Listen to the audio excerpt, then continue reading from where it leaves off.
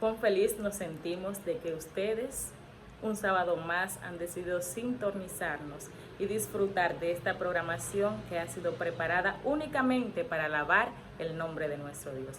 Es por eso que desde aquí le extendemos a cada uno de ustedes una cordial y sincera bienvenida. Que Dios les bendiga.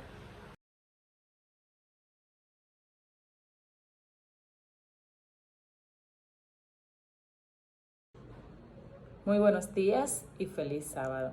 El misionero de hoy nos llega desde Finlandia y lleva por título Un ateo comparte a Cristo. Esko tenía 63 años y se hallaba muy enfermo cuando se presentó en la iglesia adventista de Piquio en el suroeste de Finlandia. No necesito comida, le dijo a la directora del departamento de alimentos de aquella iglesia llamada Rita Lisa. Así que Esko seleccionó algunas verduras, pan y carne para compartir con algunos amigos. Rita Lisa le preguntó, ¿eres cristiano? A lo que él contestó, yo tengo mi propia religión. Entonces, Lisa pudo darse cuenta de que Esko era ateo. Y esto no era nada para sorprenderse, ya que ese era un país altamente secularizado, con una cantidad aproximada de 5,5 millones de habitantes y solo de estos 4.800 eran adventistas. Esko regresó semana tras semana a buscar alimentos en la iglesia de Piquio, un pueblo de alrededor de 7.500 habitantes. Estos alimentos que él buscaba eran para el matrimonio de Pasi y Krista. Rita Lisa se enteró de que Pasi era dueño de una compañía de techos que se encontraba en una ciudad cercana llamada Turku, pero el negocio estaba atravesando serias dificultades, ya que había pasado por una recesión económica. Así que debido a estas dificultades, ese matrimonio comenzó a consumir muchas bebidas alcohólicas. La pareja expresó que se sintió muy sorprendida cuando Esko llegó con alimentos para ellos y le preguntó entonces Krista, ¿de dónde sacaste estos alimentos? Esko le dijo, ven y te mostraré. Pero la pareja no fue. En esos días, el único compañero de Esko, su perro, murió. Así que el hombre estaba muy desanimado y no quería quedarse solo en la casa. Así que se fue a la casa de sus amigos Pasi y Krista. Para sorpresa de Krista, Esko oró antes de la cena. ¿Cómo es que un ateo está orando?, se preguntó ella con perplejidad. Ella nunca había visto eso antes. Así que curiosa por lo que hizo Esko, decidió ir a visitar aquella iglesia y pidió a su esposo para que le acompañara. Así que para ellos sentirse más animados, entonces comenzaron a tomar alcohol. Cuando llegaron a la fila de las personas que esperaban los alimentos, apenas podían sostenerse de pie. Así que la pareja volvió a la semana siguiente y a la semana siguiente. Al cabo de un tiempo, Krista se interesó por las canciones y los mensajes espirituales que se escuchaba de la iglesia mientras ellos hacían la fila para recibir los alimentos. Krista comenzó a asistir a los servicios de adoración de los sábados. Así que Esko se dio cuenta de su interés y sonrió. Ya cumplí con mi misión, se dijo en voz baja. Poco tiempo después, a finales del año 2017, Esko murió. Mientras tanto, Krista dejó de beber y se bautizó. Pasi notó el cambio que había en ella y también decidió entregar su vida al Señor. He encontrado la fe, dijo él, y decidió ser bautizado en un campamento de verano en el año 2018. La pareja de esposos participó en las actividades de la iglesia y también en las reuniones de adoración. Pasi cocinaba en la iglesia para las personas que venían al comedor. El cambio que había experimentado esta pareja de esposos era muy notable para todos. Una tarde, Krista percibía que su esposo se encontraba muy alegre mientras cocinaba, más alegre que nunca. Lamentablemente, la mañana siguiente encontraron a Pasi muerto en la cocina de su casa. Tenía 51 años. El funeral se llevó a cabo en la iglesia adventista y el servicio impresionó muy positivamente a las personas que asistieron, incluyendo a los familiares de Pasi. Kistra, de 40 años, continúa activa en la iglesia e incluso su propia madre ha comenzado a asistir a los servicios de adoración de los sábados. En total, 10 personas han sido bautizados durante 5 años que lleva este ministerio de repartir alimentos en la iglesia para las personas que realmente lo necesitan. Rita Lisa agradece mucho a Dios por cada persona bautizada, pero todavía le sigue impresionando grandemente la actitud de Esco. Esco fue un ateo que llevó a sus amigos a Cristo. Se veía tan feliz cuando sus amigos comenzaron a asistir a la iglesia que sin dudas algunas, Esco sabía que había ayudado a alguien a tener una vida mejor. Hasta aquí el informe misionero. En este momento le pido a todos que me acompañen en oración. Querido Jesús, te agradecemos enormemente por los canales que tú utilizas para llevar tu mensaje hasta aquellos que no te conocen. En este momento te pedimos también que nos des entendimiento para escuchar lo que viene a continuación y sobre todo poder ponerlo en práctica. En el nombre de Jesús. Amén. Escuchemos ahora el repaso de la lección estudiada durante toda la semana.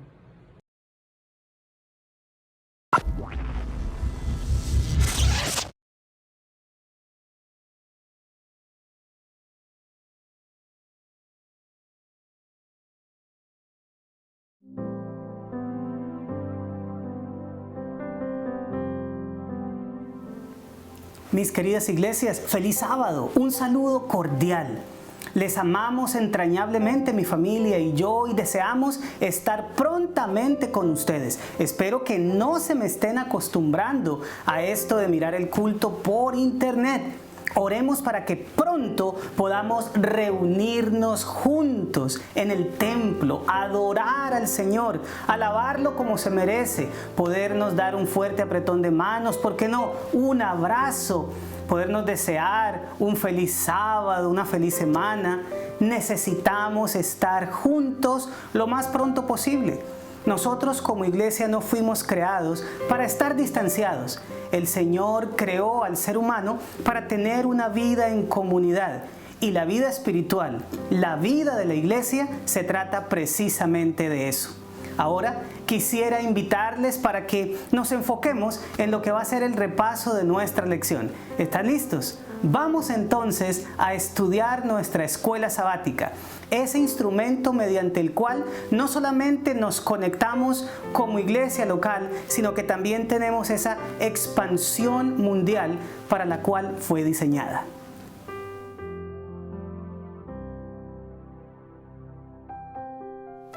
Para muchos, la lección de esta semana va a parecer un tanto técnica. Sin embargo, el pueblo de Dios se debe caracterizar por su dominio de este tema, ya que si somos el remanente que va a proclamar a toda nación, tribu, lengua y pueblo el Evangelio eterno, pues debemos manejar todo lo que incumbe al entendimiento del libro donde está ese Evangelio. ¿Estás listo para excavar en el diamantino terreno de las palabras de la Escritura? Pues entonces, comencemos.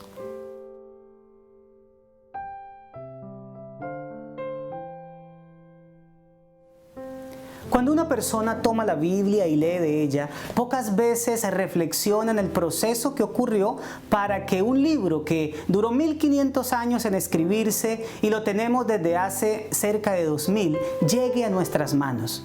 Cada Biblia es tanto un milagro como una demostración de que Dios existe.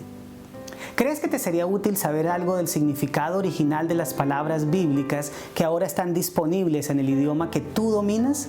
Pues en este repaso intentaremos ayudarte con eso.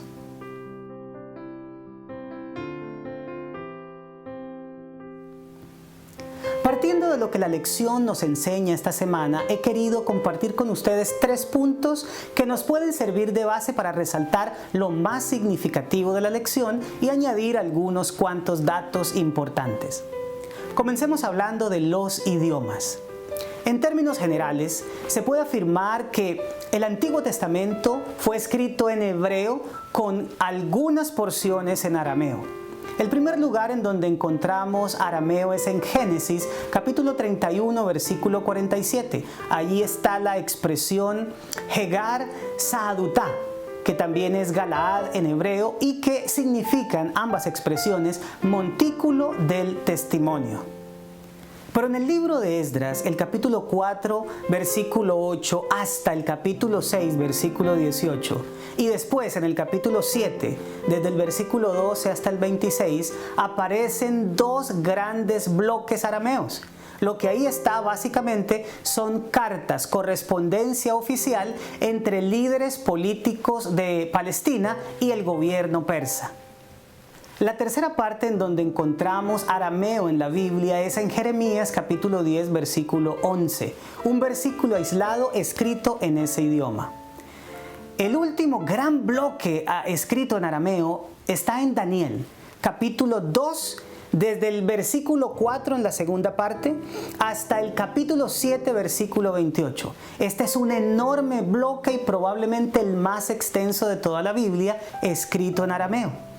La descripción bíblica en arameo comienza con la respuesta de los sabios de Babilonia al sueño de Nabucodonosor y se extiende hasta la visión de las 4 bestias que suben del mar y el tribunal celestial. Después de esa visión, el libro ya no presenta a Babilonia como protagonista profética e intencionalmente el autor deja de usar arameo para resaltar ese hecho. Pero pasemos al Nuevo Testamento. Este fue escrito en griego con muchas expresiones aquí y allá, hebreas y arameas, que en la mayoría de los casos son traducidas. Como por ejemplo Mateo 1:23, en donde se nos habla de Emmanuel y se traduce la expresión como Dios con nosotros. Por su parte, Juan capítulo 1, versículo 30, traduce la expresión hebrea rabí como maestro. Y en Hechos capítulo 9, versículo 36, el nombre Tabita se pasa al griego Dorcas, que en español traducen Gacela. Después del exilio babilónico, los judíos adoptaron el arameo como su lengua en lugar del hebreo. Como dato importante quiero compartirte que se cree que nuestro Señor Jesucristo hablaba arameo. Esto se deduce de que hay expresiones, principalmente en el Evangelio de Marcos, que están en ese idioma. Por ejemplo, Talita Kumi, Efata, Eloí, Eloí, Lama, Sabactani. Todas estas son expresiones arameas que, según Marcos, el Señor las dijo en ese idioma. Ahora quiero compartir contigo algunas curiosidades, como por ejemplo, que el hebreo del Antiguo Testamento es completamente consonántico. Es decir, hay absoluta ausencia de vocales y el sonido de ellas era puesto por los lectores de acuerdo con el contexto. Además, este idioma tampoco tiene signos de puntuación. El hebreo bíblico tiene 22 letras, pero 28 sonidos consonánticos, ya que algunas letras tienen doble pronunciación. Otro aspecto relevante que ya lo he dicho en ocasiones anteriores es que cuando una palabra o expresión se repite en el idioma hebreo o arameo, esto es señal de énfasis, como nosotros hacemos cuando subrayamos o resaltamos una palabra o una frase que está escrita. Por otro lado, el griego del Nuevo Testamento, también llamado koiné, se caracteriza por escribirse sin separaciones entre una palabra y otra, es decir, no hay espacios entre una palabra y otra. Tampoco tenía signos de puntuación y no diferenciaba entre las mayúsculas y las minúsculas. Aunque el Nuevo Testamento fue escrito en griego, la mentalidad de sus escritores era hebrea. Por lo tanto, incluyeron en ese idioma algunas palabras propias del suyo, como por ejemplo Abba, que significa padre, o Pascua, que es su fiesta principal. Nosotros le llamamos a nuestro listado de letras abecedario. ¿Sabes por qué? Porque las primeras 4 letras son A, B, C, D. De la misma manera, los griegos le llaman a su listado de palabras alfabeto, porque las 2 primeras letras de su abecedario son alfa y beta. Pero el término equivalente en el hebreo es alefato, porque las 2 primeras letras hebreas son Aleph y Bet.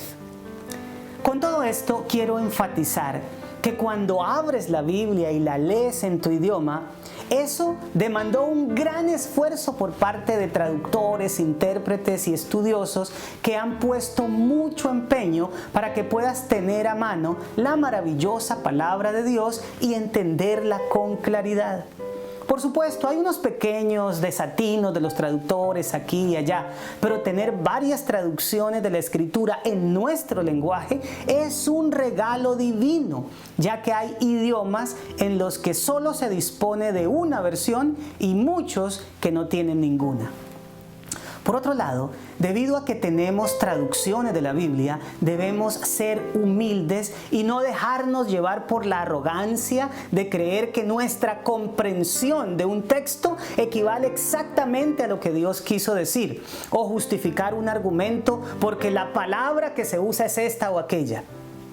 Hay que recordar que existe un filtro de traducción entre el lenguaje original y el nuestro, y esto debe hacernos acercar a la palabra del Señor con cuidado y estudio, porque es posible que en alguna cosa, chica o grande, la traducción no haga justicia con el original.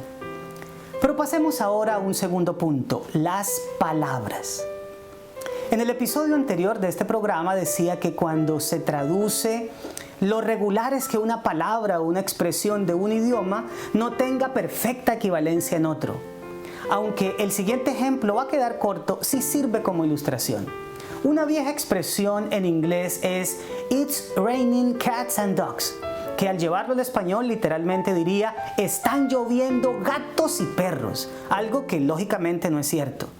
Si queremos traducir esa expresión, no podemos hacerlo de manera literal, porque no comunicaría el sentido de lo que se quiere decir. En mi contexto cultural, una expresión equivalente es "está cayendo agua como arroz".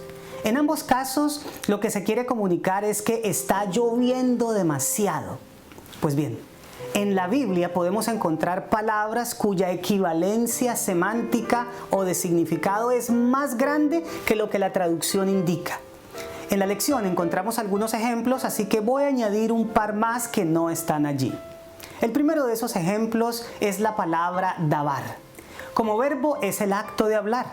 Como sustantivo puede significar una declaración, palabra, mensaje, comunicación. También se puede traducir bajo la idea de cuenta, tratado o registro. E incluso la amplitud del significado de esta palabra llega hasta hacérsela comprender como un suceso, un evento o una cosa.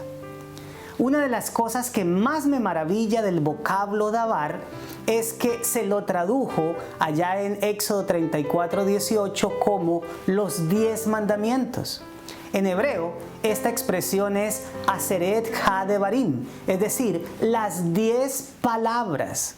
Con esto, lo que quiero es resaltar que cuando nosotros vemos en la expresión los 10 mandamientos, cosas que Dios manda hacer, en realidad son 10 declaraciones en la mente hebrea en las que el Señor se compromete con nosotros. Pero vayamos a un segundo ejemplo. Esta es la palabra hebrea Torá, que generalmente se traduce como ley. Pues bien, esta palabra tiene mucha relación con el ejemplo anterior. Su campo semántico es increíblemente amplio, pero a medida que esta palabra se traduce a otros idiomas, ese campo semántico se reduce notablemente. Cuando se tradujo el Antiguo Testamento del hebreo al griego, usaron el vocablo nomos para traducir dabar. Y cuando se hizo lo propio con la Biblia completa del griego al latín, usaron en lugar de nomos la palabra latina lex. Así que cuando nosotros leemos la escritura en español, el término que usamos para Torá es ley. Como la nuestra es una lengua romance, es decir, derivada del latín, el significado que le damos a ley es idéntico al que se le da en ese idioma a la palabra lex. Esto es código escrito en el sentido de un mandato que quedó registrado en un documento legal. Debido a eso, es que cuando leemos en la Biblia expresiones o versículos que contienen la palabra ley, inmediatamente lo asociamos con los 10 mandamientos, porque son mandatos que quedaron escritos en tablas de piedra. Cuando yo leía bajo esa óptica el Salmo 119, versículo 96, que dice: «Oh, cuánto amo yo tu ley, todo el día es ella mi meditación», me imaginaba al salmista repasando los 10 mandamientos a toda hora, todos los días, todo el tiempo. Por supuesto, cuando nosotros queremos, como hispanos, probar que el Señor nunca invalidó los 10 mandamientos, citamos Mateo 5:17. «No penséis que he venido a abrogar la ley o los profetas. No he venido a abrogar, sino a cumplir». Pues el concepto de ley en griego es un poco más amplio del que es en latín. Nomos en griego es más amplio que lex en latín o ley en español. También significa mandato u ordenanza, pero es más bien una ley que no solamente pudo haber quedado escrita, sino que también se pudo haber transmitido de manera oral. El sentido es como una orden y no necesariamente un precepto legal. Sin embargo, la noción de ley en hebreo, Torá, es supremamente extensa comparada con el español, el latín o el griego. Las traducciones de la expresión Torá en realidad se quedan demasiado cortas, al punto de que no le hacen justicia en lo más mínimo. Torá en realidad significa enseñanza. Es también un término técnico para referirse a la revelación. Toda la Biblia hebrea, es decir, el Antiguo Testamento, es la Torá para los hebreos, porque en ella está la enseñanza divina. A los 5 libros de Moisés, lo que nosotros llamamos el Pentateuco, también se le llama de esa manera, la Torá. Pues la idea que rodea el concepto es la de un padre enseñándole a su hijo cómo vivir la vida, lo que hace Dios por medio de los escritos sagrados con nosotros. De esa manera, podemos entender que cuando el salmista dice: «Oh, cuánto amo yo tu ley, todo el día es ella mi meditación», lo que está diciendo es que valora la enseñanza divina manifestada en la revelación, en la palabra, y que durante el día piensa en ella para cada decisión de su vida. De la misma manera, lo que quiso decir el Salvador con «no he venido a abrogar la ley, la Torá o los profetas», fue que Él no vino a dejar sin validez los escritos de Moisés ni los escritos de los profetas. Cuando nosotros usamos eso para hablar de la vigencia del decálogo, esto no es un asunto tan preciso, aunque de cierta manera lo podría incluir. Esto nos lleva al tercer punto, el contexto. ¿Cómo se puede saber con claridad lo que se está queriendo decir en una palabra como Torá o Dabar, dado el amplio campo semántico que tiene? Pues su contexto nos lo indicará con claridad. Él se encarga de darnos nociones para saber si Torá es todo el Antiguo Testamento, o solo los 5 libros de Moisés, o una enseñanza. Déjenme colocar un ejemplo. Como cuando yo uso la palabra en español lima. El contexto me dirá si es la fruta, el instrumento para limar o la capital del Perú. Si yo digo voy a Lima o voy para Lima, se sabe, se sobreentiende que me estoy refiriendo a la ciudad. Si por el contrario expreso que esa lima estaba ácida, se va a sobreentender completamente que estoy hablando de una fruta. O cuando yo digo necesito una lima de uñas, el interlocutor por el contexto sabrá con exactitud a lo que me refiero. Lo mismo sucede con las palabras hebreas. El contexto nos muestra a qué cosa se está significando de manera específica. Por otro lado, cuando una palabra o una expresión es usada de manera simbólica o con un sentido específico, debemos nosotros, para estar seguros de lo que el escritor quiso decir, comparar dentro del mismo libro cómo ese autor suele usarla.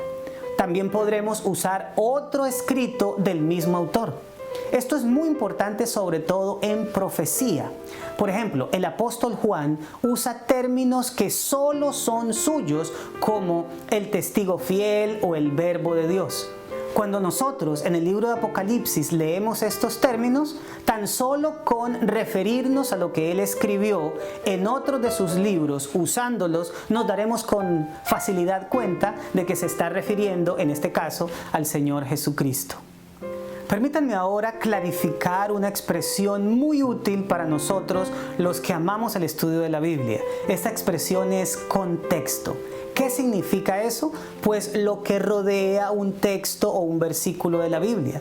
Existen dos tipos de contexto, el mediato y el inmediato.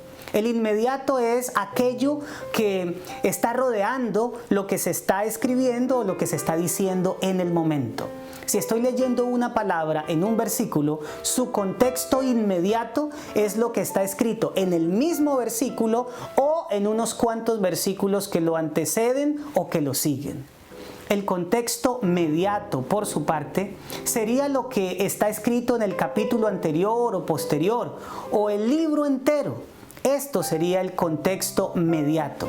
También podríamos decir que los escritos del mismo autor, pero en otros libros, hacen parte también del contexto mediato. Por supuesto, esto se puede ampliar hasta llegar a decir que la Biblia entera es el contexto mediato de todo versículo o de todo término que dentro del mismo libro está contenido.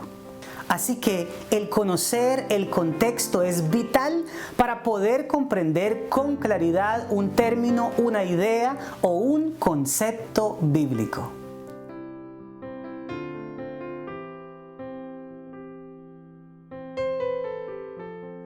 Se requiere ahora que nos dispongamos a la aplicación mediante la resolución de los siguientes interrogantes. Número 1. ¿En qué nos ayuda a ser conscientes de que la Biblia no fue escrita en nuestro idioma? Número 2. ¿Por qué debo evitar ser inflexible con las palabras que encuentro en la traducción que uso de la Biblia? Y número 3. ¿Cómo explicaría el significado de contexto a una persona que empezó estudios bíblicos conmigo?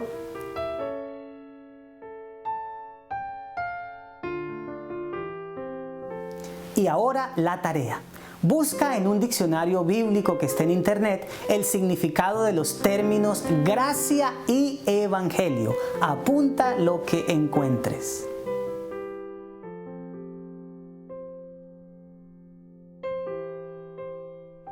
Conocer mejor el significado de muchos términos bíblicos nos ayudará a acercarnos al mensaje original de la Biblia.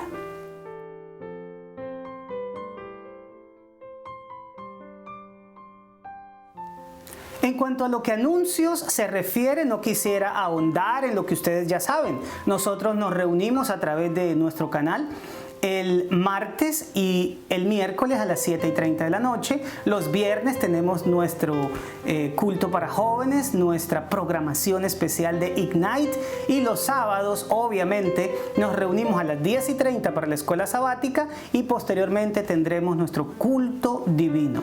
Pero hay algo en lo que sí quiero hacer un énfasis, y es que el próximo sábado 23 de mayo vamos a tener encuentros de fe y esperanza, una campaña evangelística local auspiciada por la Conferencia de New Jersey.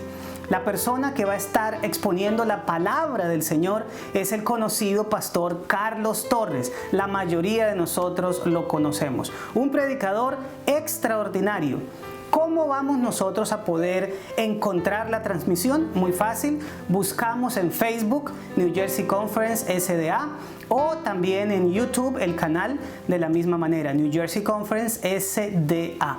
Nosotros vamos a estar enviando un link para la mayoría de ustedes y apenas lo reciban, por favor, compártanlo con las personas que puedan, principalmente con nuestros amigos. Ahora que la gente tiene tiempo, ahora que las personas tienen la posibilidad de estar en sus casas, ya que este asunto de la cuarentena nos mantiene juiciositos, pues lo que vamos a poder hacer es decirle a nuestros amigos, compañeros, conocidos, familiares: mira, te mando este link para que te unas conmigo a mirar estos encuentros de fe y esperanza. Háblale al corazón, dile que esto le va a ser muy útil de muchas maneras, porque de verdad así va a ser.